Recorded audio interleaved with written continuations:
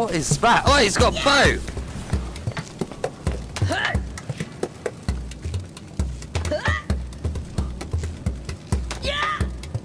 Yeah! Let's begin!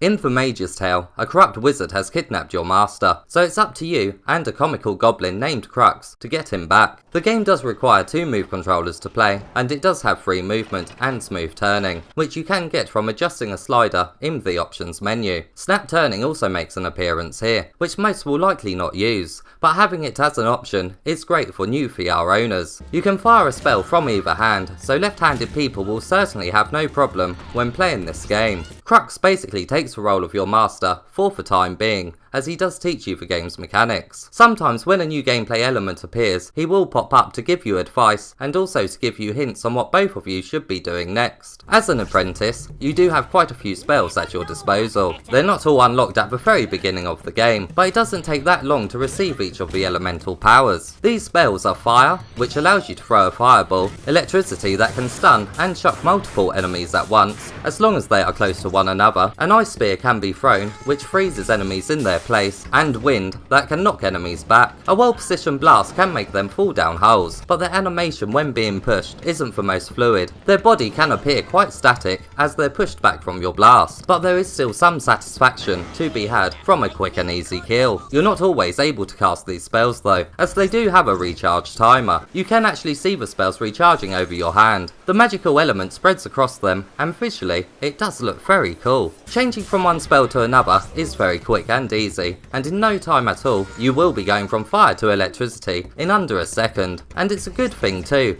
because combat is fast and intense. Some enemies will charge at you, whilst others will fire at you from far away, and some hide behind magically protected shields. But you always have the right spell for the right occasion, and because of this, it can certainly feel like a dance, as you switch between spells when faced with 2 different types of enemies at the same time. Killing enemies rewards you with XP. When you have finally got enough, a glow will emit from your hand. After you place your finger on it, you receive a choice from 2 upgrades. These are usually extra health or better recharge rate on your spells, but as you progress further into the game, more upgrades do appear. As well as offensive spells, you also have a defensive one that comes in the form of a shield. Enemies' projectiles can't penetrate this, and if you combine both hands together, the shield will become larger. At times, your aiming can be precise, but in other moments, not so much. There was certainly times when a spell didn't go exactly where I wanted it to. Luckily, you can add different abilities onto your spells in the main hub area. You can get to this area by placing your hand over your head. In this workshop, you'll find a cauldron where you can make custom spells. You can add one magical element, change its colour, and also add an ability, such as an increase in effect, having a spell lock onto your enemy, or one that can be guided by whatever you're looking at in the virtual world. Adding these 2 spells that don't manually throw that well, such as the Ice Spear,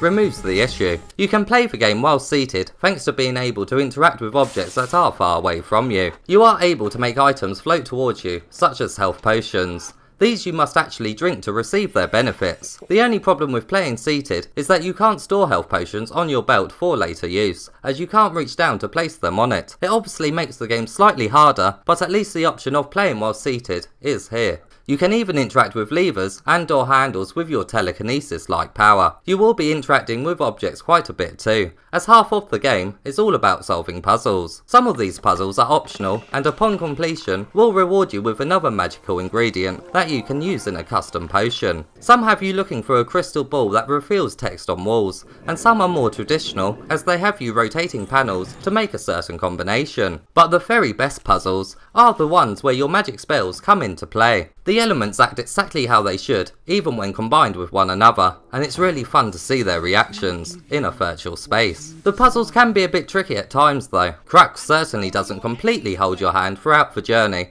and I did get stuck a lot of times, which did result in me having to use a walkthrough. Some gameplay mechanics could have been explained a little better, but once you learn them, later puzzles with them in don't become an issue. But be warned, the game does have a very diverse amount of puzzles, so it is quite likely you will need a walkthrough now and then. The world does have great environmental detail, although the image quality through the headset isn't the sharpest. There is a PlayStation Pro patch coming though, and it will be amazing to see the game again in all its glory. It's obvious each location has artistically been given a lot of attention, although the game is pretty linear overall, with the only exception being an optional puzzle here and there. You can get a sense of deja vu, due to a lot of the areas looking very similar. There was some moments when I wasn't sure if I was heading in the right direction or not, but I was quickly greeted with something new and easily recognisable, which usually came in the form of a massive open area. You truly feel very small in these, and it's a great contrast to the quite closed-in corridors. You can slightly be taken out of this amazing world though, as when you reach a checkpoint, the words "game saved" appear in front of you. On the plus side, the frequent checkpoints ensure you're never replaying the same parts again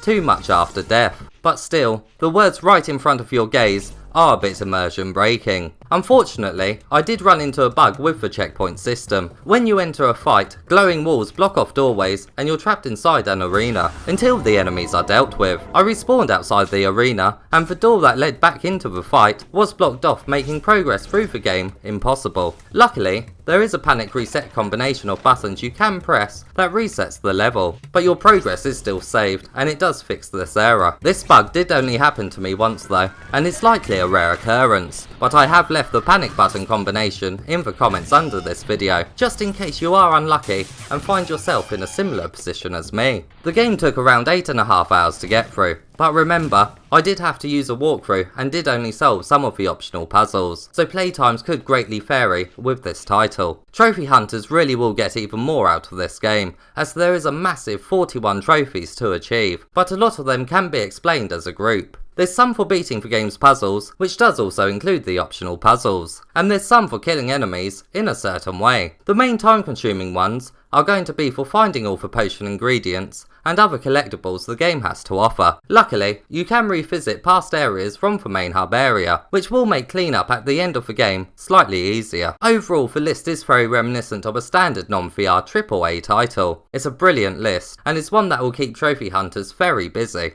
The Mage's Tale may have a slightly generic name, but don't let that fool you. This is one of the more in-depth and fun games on the PSVR. It's absolutely one of the few titles that is driving VR gaming forward. It controls amazingly, the combat is fast and intense, and it's obvious that these developers actually care about making a complete product, as although there are some issues here and there is something else included that fixes it. This cannot be said for all VR games, and it was an incredibly happy surprise to learn of the panic button combination. I couldn't help but think that I was playing another version of Skyrim VR. Some of the dungeons certainly have a similar style to them, but this game does the puzzles and the combat better. Just be warned that some of the puzzles can be very tricky to solve. Don't feel bad though if you do need to use a walkthrough now and then. The fact that you're on a linear path ensures that hidden treasures are always just around the corner, and completing additional puzzles reward you with just the right amount of extra power. Seeing a chest off the beaten path just encourages exploration so much, as you know it's not going to be a waste of your time. This is the highest quality game to come out so far in 2019, and if this is a taste of what the future holds for this year,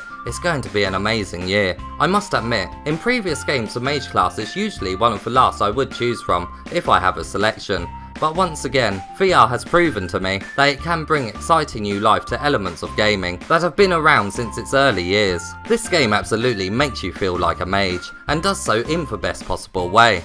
It simply shouldn't be missed.